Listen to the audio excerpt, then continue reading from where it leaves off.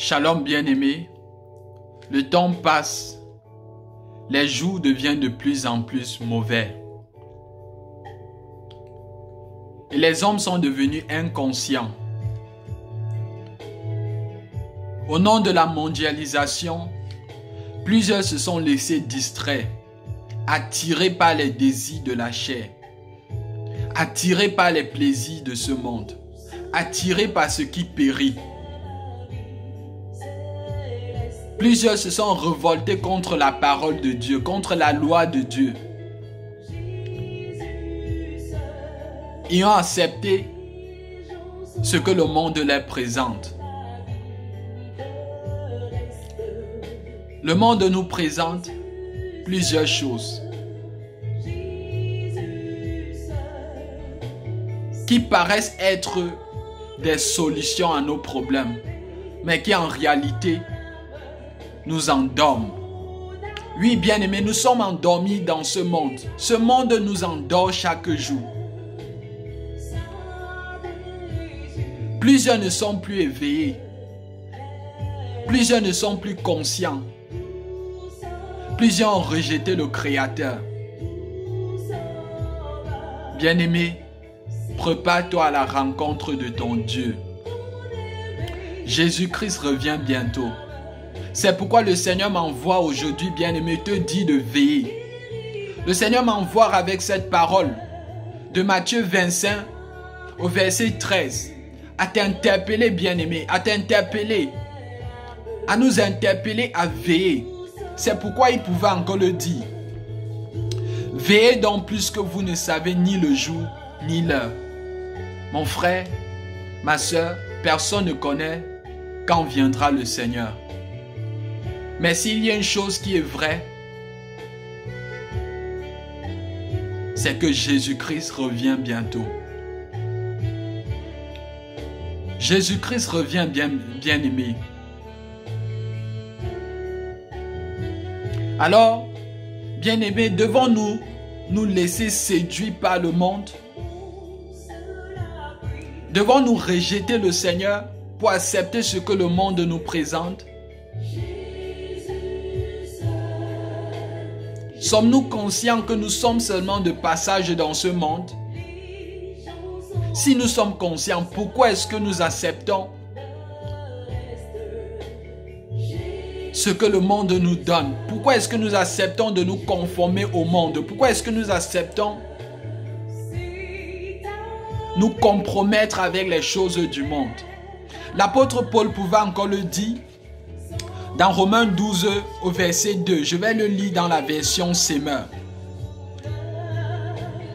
Il est écrit: ne vous laissez pas modeler par le monde actuel, mais laissez-vous transformer par le renouvellement de votre pensée, pour pouvoir discerner la volonté de Dieu, ce qui est bon, ce qui lui plaît et ce qui est parfait. Amen.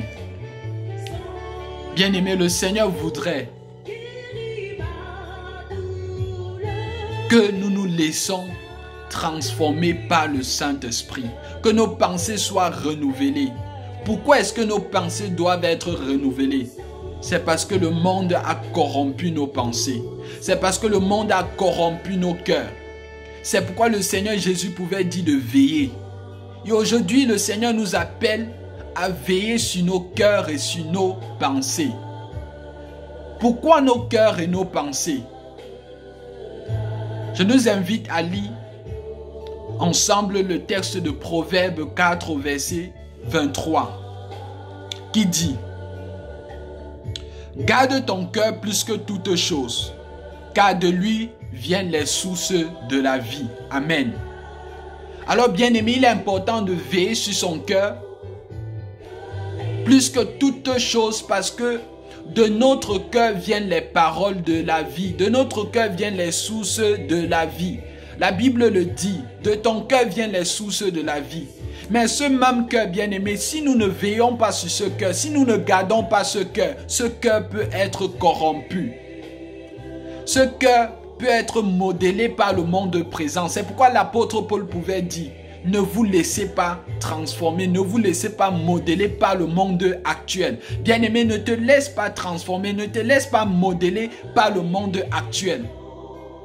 Mais au contraire, laisse-toi transformer par le renouvellement de ta pensée, par le Saint-Esprit. Car Jésus-Christ renouvelle la pensée. Une pensée corrompue doit être renouvelée. Certainement, tu me demandes comment est-ce que ta pensée est corrompue.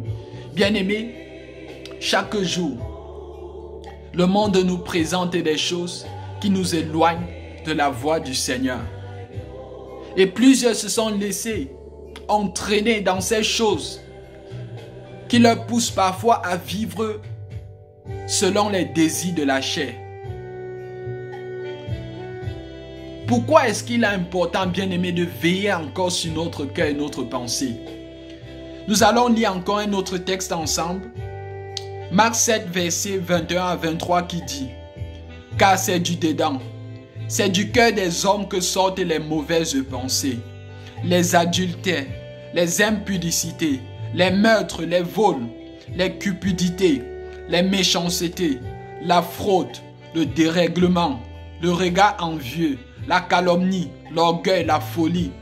Toutes ces choses mauvaises sortent du dedans et souillent l'homme. » Bien-aimé, voilà ce qui souille l'homme. Voilà ce qui souille l'homme. Et cela vient du cœur. Ces mauvaises pensées viennent du cœur. C'est pourquoi l'apôtre Paul a dit de ne pas laisser nos pensées être transformées ou modélées par le monde actuel. Oui, bien-aimé, ne laisse pas ton cœur être influencé par ce que le monde te présente. Mais laisse-toi plutôt influencer par la parole de Dieu. Laisse-toi influencer par la vérité. Reste éveillé, bien-aimé. Veille sur ton cœur, veille sur ta pensée, bien-aimé. Car de ton cœur viennent les sources de la vie, mais de ton cœur pourra aussi venir les choses qui pourront te conduire jusqu'à dans la mort éternelle. C'est pourquoi en ce jour, bien-aimé, je viens t'encourager à rester éveillé. Je viens t'encourager à veiller sur ton cœur. Oui, bien-aimé, veille sur ton cœur en te laissant transformer par le Saint-Esprit, en marchant selon les désirs de l'Esprit. C'est pourquoi l'apôtre Paul pouvait encore le dire dans Galates 5, verset 16. Je dis donc, marchez selon l'Esprit et vous n'accomplirez pas les désirs de la chair. Nous avons cité quelques désirs de la chair tout à l'heure. Le Seigneur voudrait que nous marchions par l'Esprit afin de ne pas accomplir ses désirs. Donc veiller, c'est marcher selon l'Esprit. Veiller pour attendre le retour du Seigneur, pour être prêt à rencontrer le roi de gloire qui revient, c'est de marcher par l'Esprit. Veiller, c'est de se préparer à rencontrer Jésus-Christ. Et la meilleure manière de se préparer à rencontrer Jésus-Christ, bien-aimé, c'est de veiller sur son cœur et sa pensée. C'est de marcher par l'Esprit.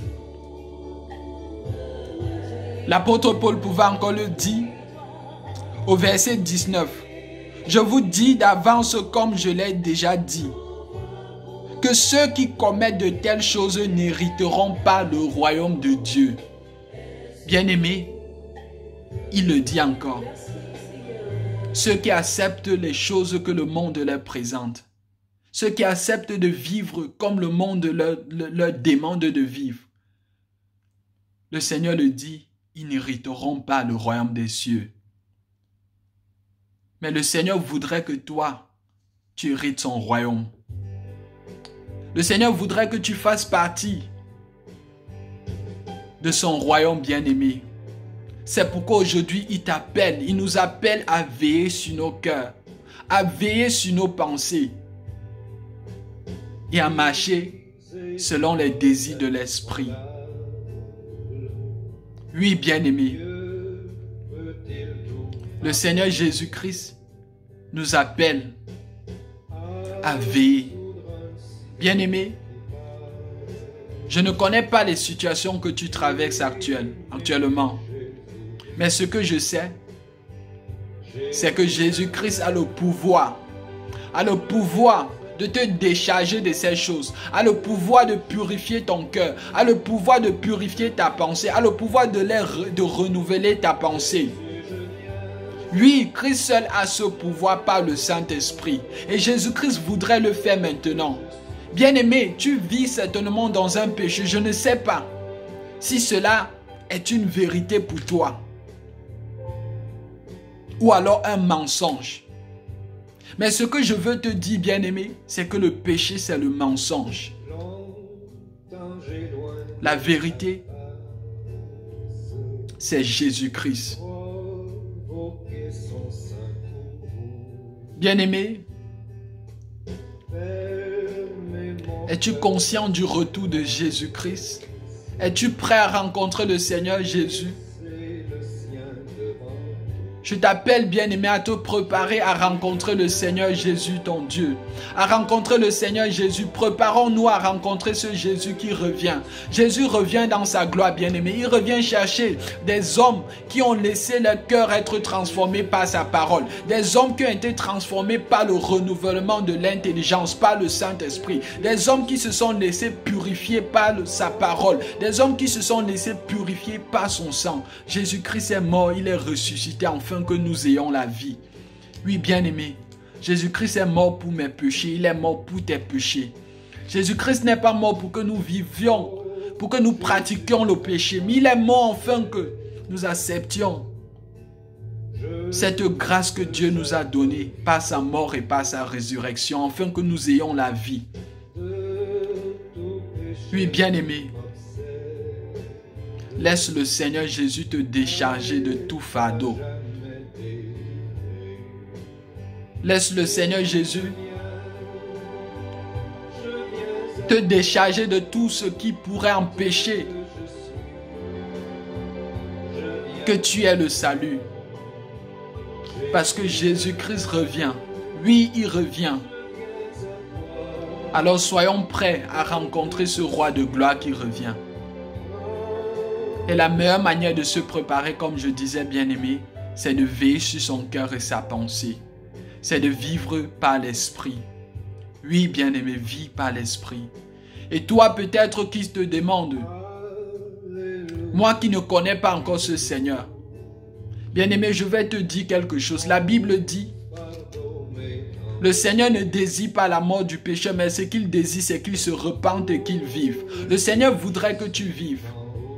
C'est pourquoi il t'appelle à te repentir, à changer de comportement, à revenir à ton Dieu, à régner le monde pour accepter Jésus. Le Seigneur a dit, celui qui veut me suivre, soit prêt à renoncer à lui-même et au monde et à porter sa croix pour me suivre. Oui, bien-aimé, renonce au monde, renonce à toi-même, renonce à toutes ces choses, à l'impudicité, au mensonge, à l'adultère, à tout ce qui pourrait cacher la face de Dieu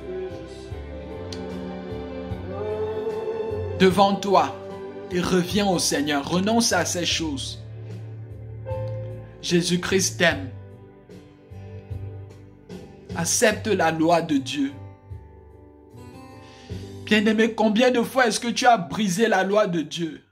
Combien de fois est-ce que tu t'es retrouvé en train de briser cette loi? Ce que je vais te dire, mon frère, ma soeur, c'est que même si tu l'as brisé 1000 fois, sache que il y a une possibilité de te réconcilier avec ce Dieu. Et la seule possibilité, c'est de renoncer à ce péché, c'est de renoncer au monde et de revenir à Jésus-Christ. Oui, Jésus-Christ a payé le prix pour toi et pour moi. Il a payé le prix afin que nous ayons la vie. Bien-aimé, chaque fois que tu te rencontres en train de briser la loi de Dieu, laisse-toi avertir par le Saint-Esprit et veille la prochaine fois sur ton cœur. Car Jésus-Christ revient. Il revient pour chercher les cœurs purs. Alors laissons-nous avertir chaque jour par la parole de Dieu. Laissons-nous transformer par la parole de Dieu. Le Seigneur Jésus pouvait encore le dire dans Jean 15. Les paroles que je vous ai annoncées, vous êtes purs à cause de ces paroles. La parole de Dieu purifie, elle sanctifie. Bien-aimé, demande pardon au Seigneur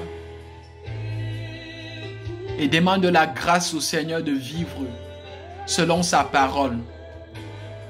Si tu t'es retrouvé en train de briser sa loi, le Seigneur t'invite. Parce qu'il dit, je me tiens à la porte et je frappe. Si quelqu'un entend ma voix et m'ouvre la porte, j'entrerai chez lui et je souperai avec lui. Oui, le Seigneur vient, bien-aimé. Acceptes-tu de donner ton corps? Acceptes-tu de donner toute ta vie comme un sacrifice au Seigneur, bien-aimé? Acceptes-tu, bien-aimé, de te donner totalement? L'enfer est réel, bien-aimé. Plusieurs ne le savent pas, mais elle est réelle. Rejette le monde, bien-aimé, et accepte Jésus. Car Jésus est fidèle.